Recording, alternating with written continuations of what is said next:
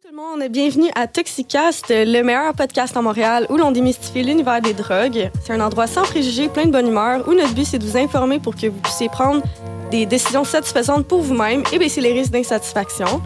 Aujourd'hui, l'émission est présentée par Gab et Cato. On est des intervenants en prévention des toxicomanies pour l'organisme Cumulus. Puis aujourd'hui, on va parler de cannabis. Ouais, dans le fond, aujourd'hui, on en a quand même un petit peu sur la table. On a différents aspects qu'on va survoler parce que, dans le fond, le cannabis, c'est assez large comme sujet. Donc, on va parler un petit peu de c'est quoi les effets possibles avec la consommation de cannabis, les différentes formes de cannabis.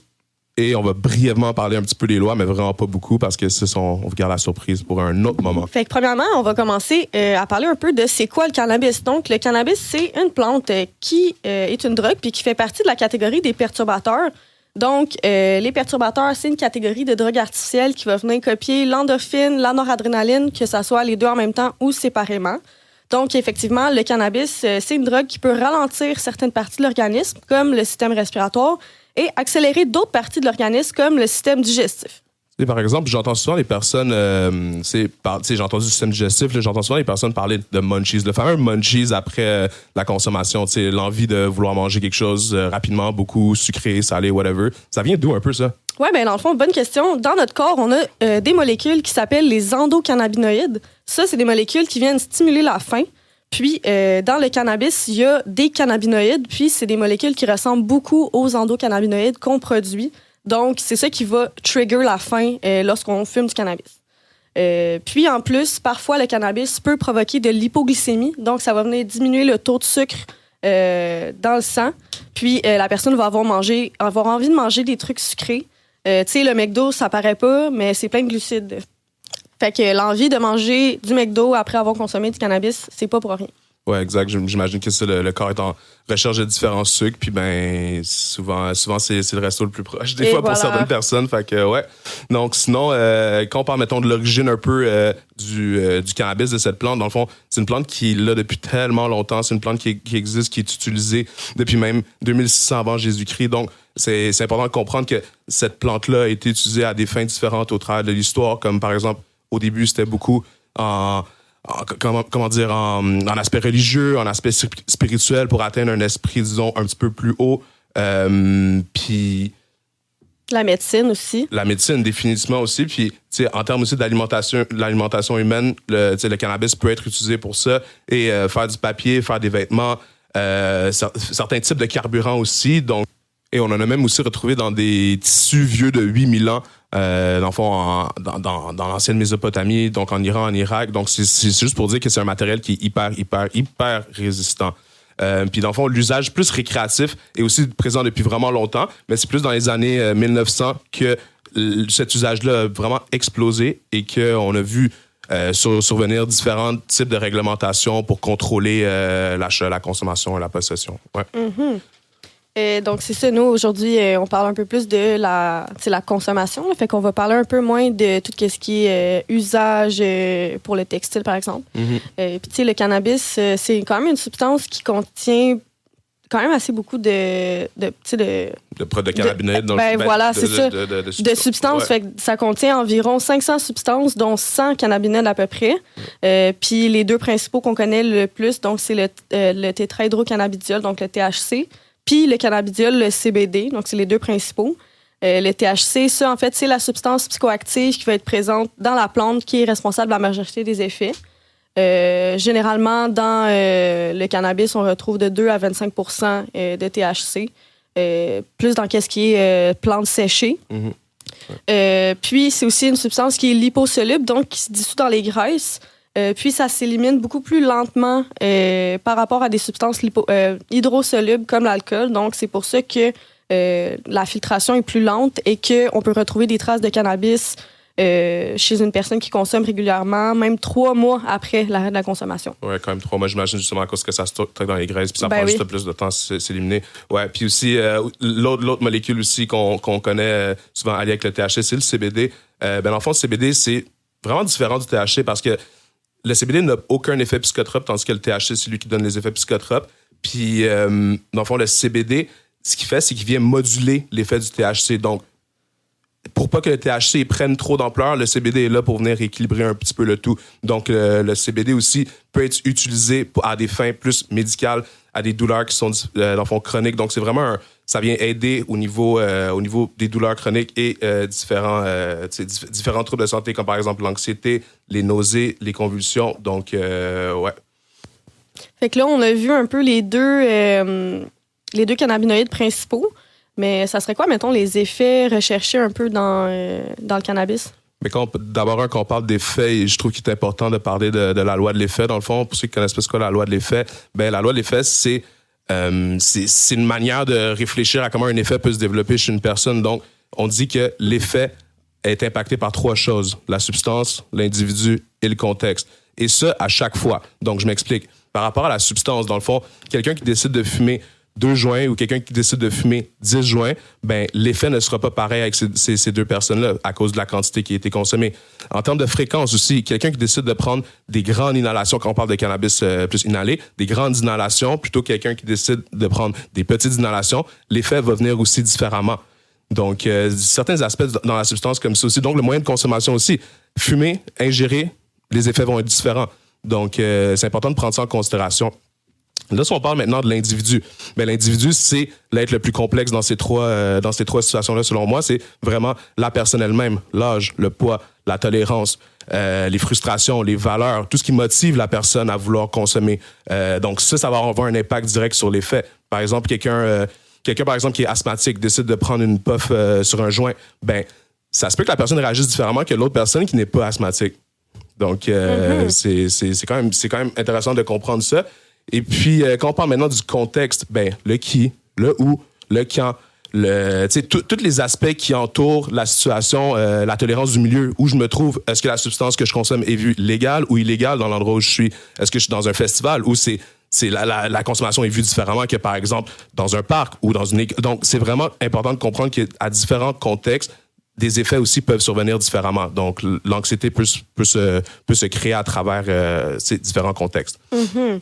Puis aussi, ça, à chaque fois, ce que je dis tout à l'heure, c'est que, par exemple, moi, je décide de fumer du cannabis aujourd'hui à une telle heure dans un parc et je décide de refaire la même chose dans le même parc le lendemain matin. Oui, c'est le même parc, si je suis la même personne et c'est la même substance, mais quand même, il y a peut-être des petites différences dans aujourd'hui et hier, par exemple, au niveau de moi, comment je me sens. On se rappelle que c'est un perturbateur, donc ça amplifie certaines émotions. Donc, ça se peut aussi que aujourd'hui, je n'avais pas mangé, je suis un petit peu plus faible, j'ai moins bien dormi, donc les effets vont survenir de manière vraiment différente. Mm-hmm. Yep. Puis, au niveau des effets recherchés, mettons, ça serait quoi un peu généralement? Au niveau des effets recherchés, on pourrait penser à la relaxation musculaire, dans le fond, un certain sentiment d'euphorie. Certaines personnes pourraient consommer pour certaines distorsions visuelles.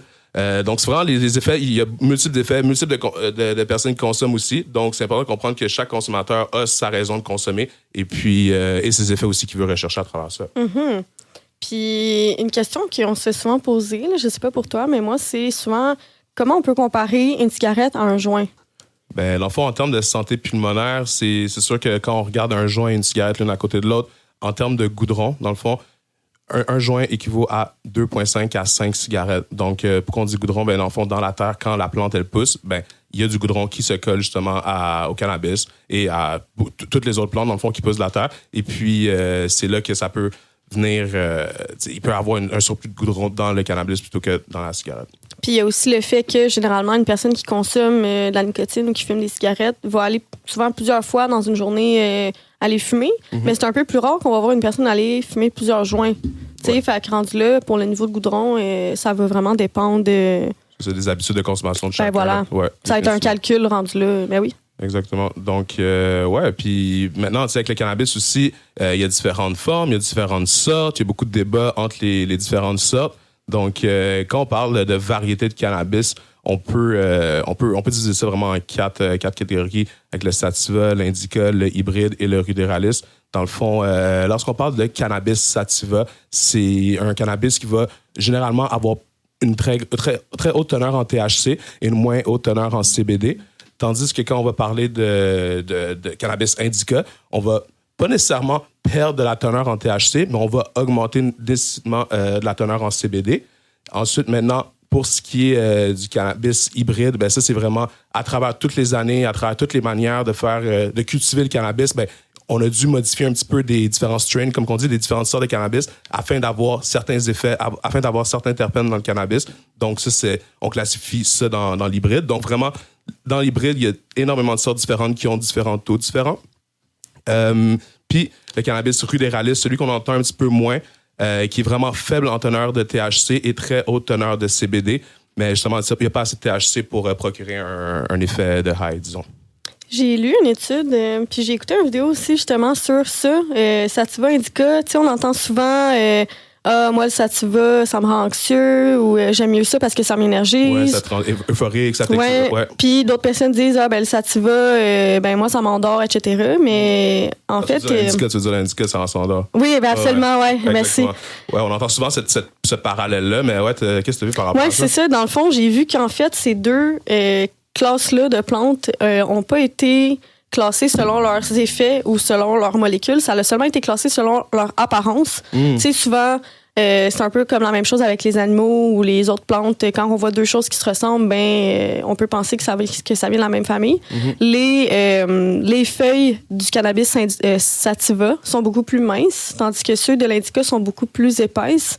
Fait que c'est pour ça que les gens ont regroupé comme les différentes, ceux qui avaient les feuilles épaisses en indica puis ceux qui avaient les feuilles minces en sativa. Mais on sait que ça vient tout de la même plante. Voilà. La même famille, c'est cannabis sativa L. Voilà. Puis, il n'y a pas nécessairement des effets propres à chacun. Exactement. Puis aussi, certains consommateurs vont consommer du sativa pour se relaxer. Et certaines personnes vont vouloir consommer du indica pour aller en soirée avec des amis. Donc, c'est vraiment, encore une fois, on se ramène à la loi de l'effet, on se ramène à l'individu. Donc, c'est vraiment comment l'individu perçoit cette consommation-là aussi. Puis, le cannabis se présente sous différentes formes. Il y a différents moyens de consommation au niveau du cannabis. Tu veux commencer à étayer ça, puis je te suis à travers ça? Oui, tu sais, tantôt, on avait parlé que c'était souvent... le cannabis était souvent fumé ou ingéré. Mais pour ce qui est du cannabis fumé, c'est généralement sous forme de plantes séchées. Donc, le pot qu'on peut voir exactement la feuille. Donc, c'est souvent un mélange de feuilles, puis c'est des feuilles desséchées du cannabis. C'est souvent vert, brun, ça peut varier. Puis, c'est ça qui va sentir la fameuse odeur de moufette. Ouais, c'est ça. Qui est assez particulier au cannabis. Puis, c'est souvent fumé sous forme d'un joint. Ça peut être fumé dans une pipe ou qu'on appelle aussi un bogne. Ça peut être aussi dans des cigares un peu plus rares. Ou... dans les vaporisateurs aussi. Oui, les atomisateurs, en fait. Les atomisateurs, en effet. Puis, une autre manière, ça serait sous forme de résine, donc le hash. C'est visqueux, ça provient de la plante, puis c'est sous forme de morceaux, comme une pâte un peu, brun, noir, des fois doré, mou, dur. Ça va vraiment varier selon la sorte.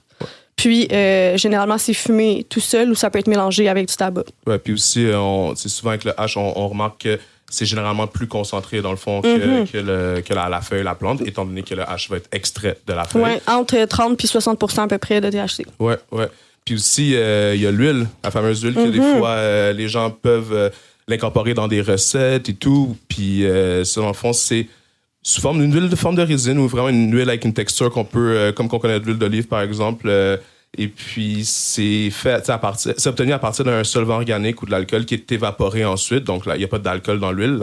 L'alcool est évaporé. Ça a un aspect plus visqueux, une apparence brun-vert, noirâtre aussi. Détient une forte odeur quand même. Puis, comme j'ai dit, ça peut être incorporé dans des recettes. Mais en fond, lorsqu'on veut doser ces recettes-là, il faut être hyper soucieux, méticuleux de quelle quantité qu'on met, dans quelle quantité de nourriture, parce que les effets, on va parler plus après des effets, mais les effets, lorsque c'est ingéré, lorsque c'est fumé, c'est vraiment différent. Donc, une personne qui n'est pas prête à recevoir, dans le fond, un effet ingéré, ça se peut que ça soit un petit peu difficile à gérer cet effet-là. Puis généralement aussi, avec les huiles, le taux en THC aussi est quand même plus élevé, là. Entre 70 et 95% de THC environ. Ouais, fait que c'est à prendre en compte. Exactement, tout à fait. Puis, c'est ça, selon différentes... C'est comme on dit tout tantôt un petit peu avec les pourcentages de THC, mais si on continue, par exemple, lorsqu'on parle de cannabis mangeable, en termes de jujube, des personnes, dans le fond, qui vont vouloir doser leur jujube ou leur bonbon avec le nombre de milligrammes de THC qu'il y a dedans. Donc, lorsqu'on parle de microdose, on peut parler de entre 1 à 2,5 milligrammes de THC. Une petite dose, 3 à 5 mg. Une dose modérée, on parle de 10 à 15 mg. Forte dose, 20 à 30 mg. Une dose aiguë, 50 à 100 mg. Et une dose macro à 100 à 500 mg. Donc, il y a vraiment un grand range de milligrammes pour les personnes qui ont une plus grosse tolérance ou soit qui décident de vouloir avoir moins de THC dans le corps. Donc, ouais. Puis, c'est bon aussi d'avoir des références comme ça, surtout si c'est comme dans les premières fois que quelqu'un veut consommer, de savoir comme... Ben oui, les quantités, parce qu'au bout de l'année, on veut...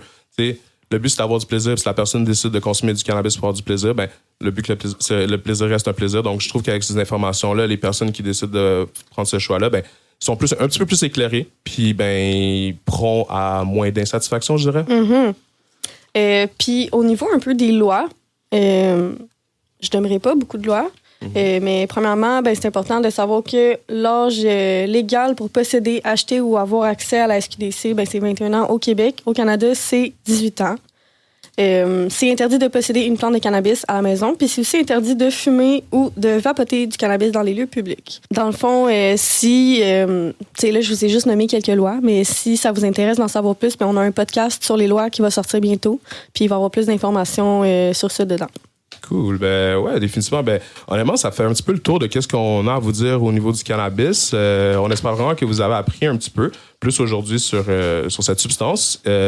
N'hésitez pas à nous contacter via Instagram ou Facebook au @ProjetCumulus. Et puis, merci à Radio Centre-Ville de nous avoir accueillis dans leurs locaux. Fait que merci de nous avoir écoutés aujourd'hui. J'espère que vous avez aimé ça. On se rappelle, Cumulus, c'est un organisme communautaire. Puis notre but, c'est de prévenir les toxicomanies en vous donnant des informations puis en vous sensibilisant sur les drogues. On est une ressource pour les jeunes qui se posent des questions sur les drogues. Puis notre but, c'est que le plaisir reste un plaisir. Cumulus, nous éclairons vos pensées durant les passages nuageux.